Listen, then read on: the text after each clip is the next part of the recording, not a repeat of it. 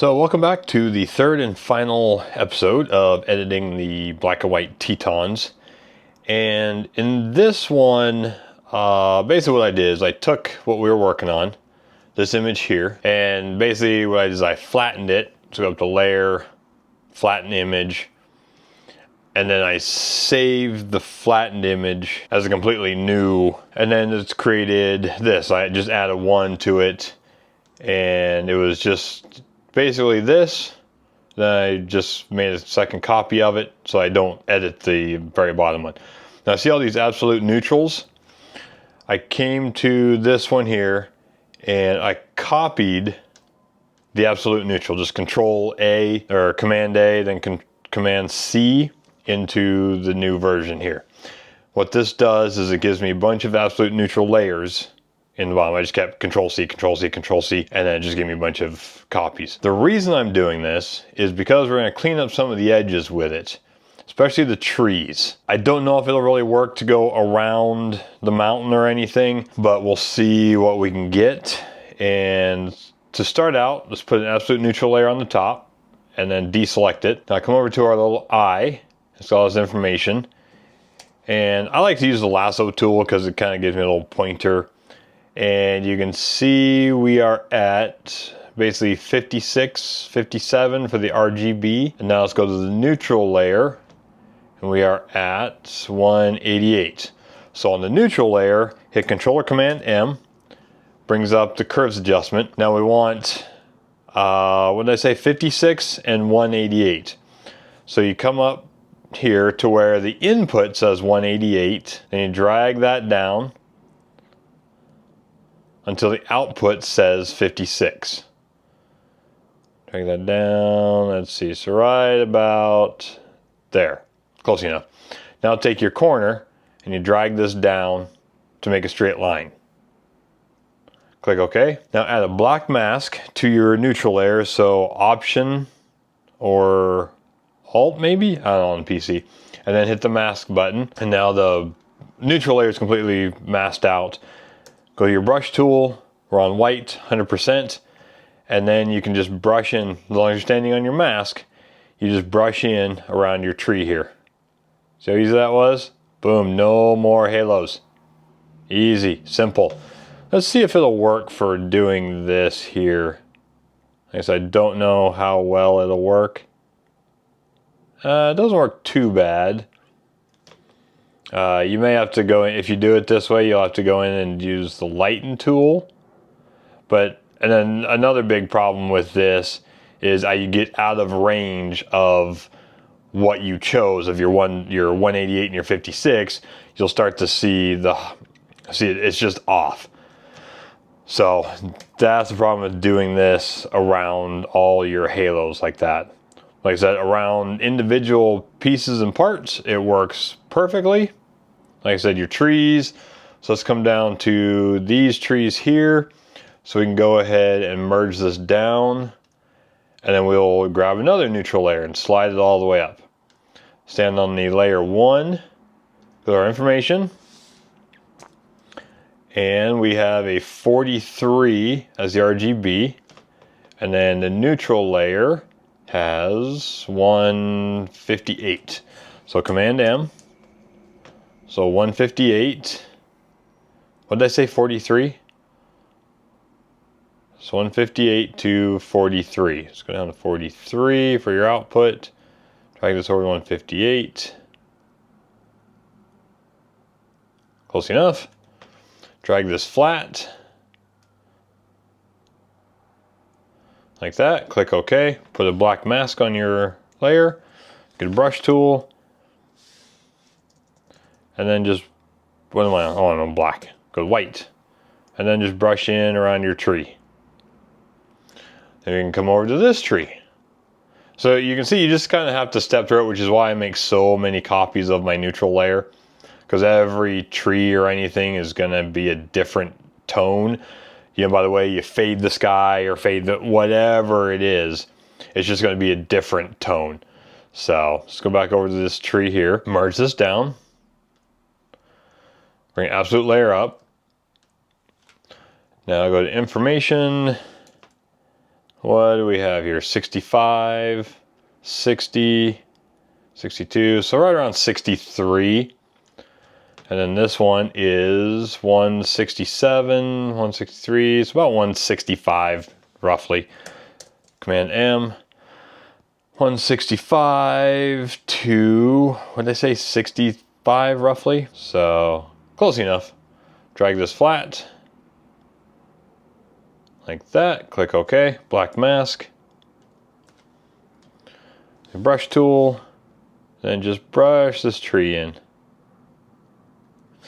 Then like this, it didn't quite work out. You can see it works really good on this side, not quite on this side. But after that, you know, you can just, let's go ahead and merge this down. And then go to our clone stamp tool, darken mode 100. And take a sample from like here. And then you can just brush this in because it'll be the same tone that you need.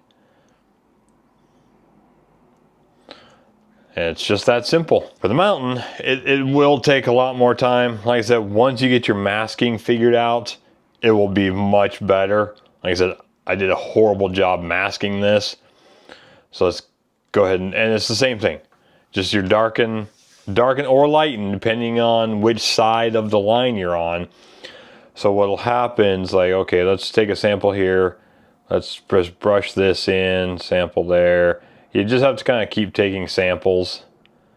Yeah, it is just this easy. You just work your way through the image, take a sample really close to where you're trying to work, and then you just work your way up the mountain. Simple, easy. However, you can see that there may be a dark edge on the inside of the mountain. So you just do the opposite, go to lighten mode. Make our brush or whatever it's called a little smaller. Just click somewhere nearby, and then you just kind of roam up your dark edge, lightening it up a little bit. And believe me when I say, this is the stuff that makes a difference. I've mentioned in videos in the past where I am a real stickler for this kind of stuff. And as I'm doing more art fairs and just generally going to art fairs, whenever I see another photographer's work, this is what I look at. I know it's not, I shouldn't, but that is just what I focus on when it comes to photos. Looks like my masking job, my sky or my ground wasn't all that good. So we have little bits like this. So we can just do normal. And you just work your way around your image. Actually, let's just go to lasso. We'll just circle that. Hold the option key, circle that, nope, shift key. There we go, circle that, shift delete, then they all go away. Oh, here's another one. And it's things like this, my mask wasn't perfect, so that's the kind of stuff that shows up. So you gotta make sure you walk through your image, find all the little stuff, and see that line right here? Yes, that is part of the mountain. So it's not a problem on my sensor or anything. The mountain actually has that line of rock or whatever it is in it. So we'll just slowly work our way around the image. Here's a couple more. We can just do a big circle on that, shift delete. Or you can use the, what's it called? The spot healing brush. Let's make that smaller. Yeah, you can just kind of come in, clean up little bits of your image, but just look really close. Oh, here's another one in the sky, that one. Let's go to our clone stamp tool. Make sure we're on darken. Take a sample like right there, then you just run down. Like I said, it takes a little bit of time, but it's really easy to fix halos. So, and hopefully your masking and my masking will get better over time. And then you'll still have some edge cleanup to do. That's just part of doing these fine art dark black and whites and not just shades of gray. But you can see the difference that makes. Huge difference. Then we can go to lighten. Then we'll take another sample from inside and just clean up the dark area of the edge. Oops, I need to fix those now. So it's important that you do this kind of stuff. It makes the image 10 times better. Now zoom out. One thing that bothers me about the sky is this dark area here. So let's go ahead and remove that. Just that simple. And then this square. I don't know why this cloud looks like a square. Get rid of that. There. So aside from the edges that, you know, I'd have to go through and clean them all up, but I've already done that. The image is already on my website, so it's all clean. Other things I'd look for, just use a spot healing brush and then just clean up the water. You know, go through, take time.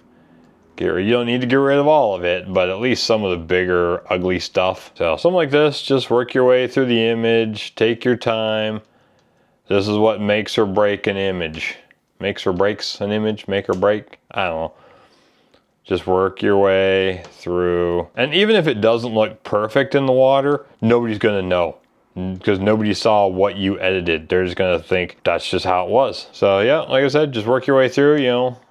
You want to clean up this stuff if you want to or not. I don't know if I did, so here's kind of mine. This was before I finished it.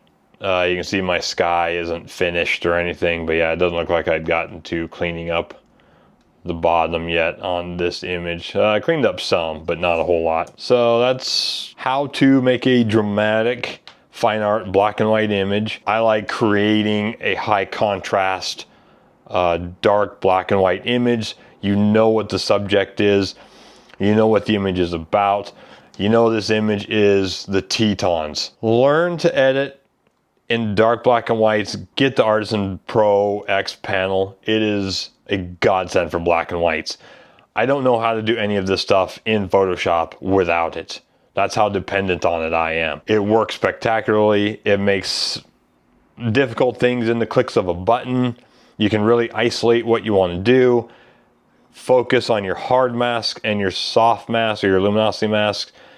And once you have all that, like, it's really not that difficult. There's really nothing that complicated in Photoshop once you kind of learn what you want to do and what you need to do. So anyway, if you have any questions, feel free to leave them in the comments. I will answer them as best I can, and I'll see you in the next video.